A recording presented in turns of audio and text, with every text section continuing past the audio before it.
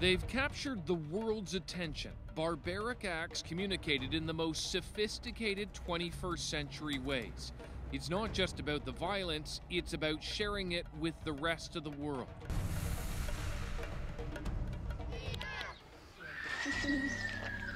ISIS propaganda is multifaceted, often subtle, and it works.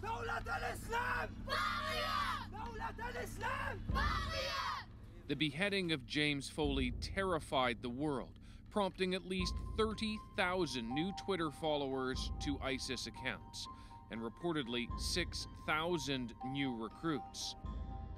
The propaganda lures in young men and women from all over the world. Part of the bait? This Canadian, Andre Poulin. His message? For Islam, I was like any other regular Canadian. I watched hockey, I went to the cottage in the summertime.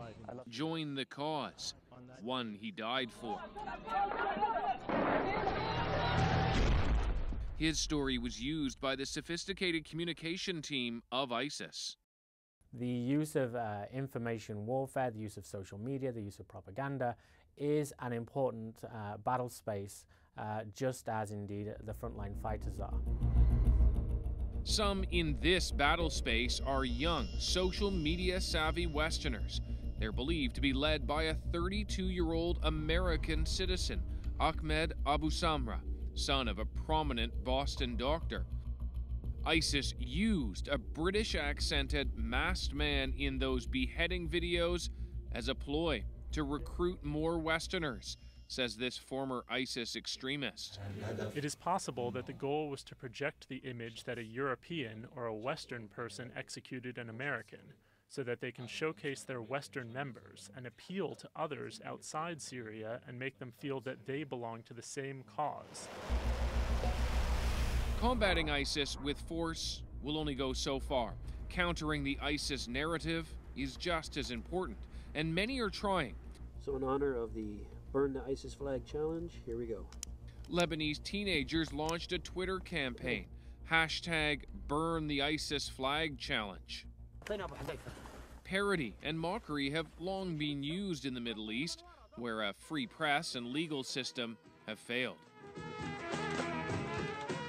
Only humor could challenge them because there was no legal way of publishing oppositional newspapers or books or doing any form of critical journalism.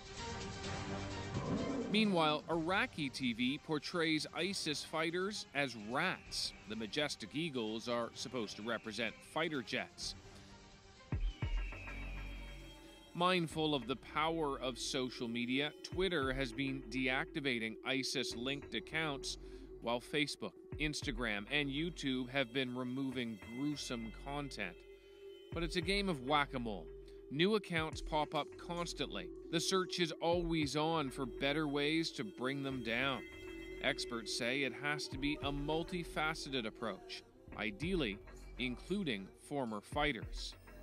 Having somebody who was involved in that scene, who was, in one sense, been there, done that, come back and is able to speak against it, can be sort of a quite sort of powerful means of trying to deflect somebody away from the sort of, the path, if you like, from going from radical belief into radical violence. Allah does not need your so-called martyrdom. YouTube cartoon Abdullah X was created by a former British extremist who became disillusioned with the violent cause and wanted to convey to viewers the hypocrisy of the extremists.